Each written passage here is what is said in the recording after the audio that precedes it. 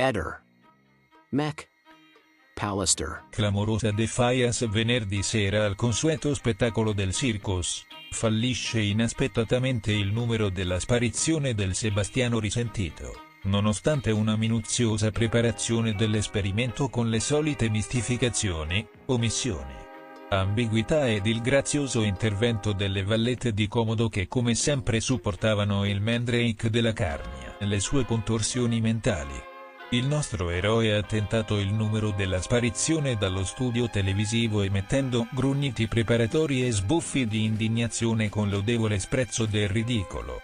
Ma subito dopo il rullo di tamburo, ecco che l'immarcescente Sebastianovic faceva immediato rientro, fra le lacrime del pubblico plaudente. La forza di gravità esercitata dalla poltrona di quarto grado ed il fascino irresistibile delle telecamere hanno avuto la meglio. Nessun commento merita il resto della puntata che ormai vira su tematiche mistiche. Un generale, garofano all'occhiello della metodologia scientifica, che sostiene la teoria della morta volante, ed il resto della troupe che trova disdicevole che una famiglia possa riunirsi per sconsigliare una congiunta dal contrarre matrimonio con un individuo che considerano se non losco quantomeno inopportuno.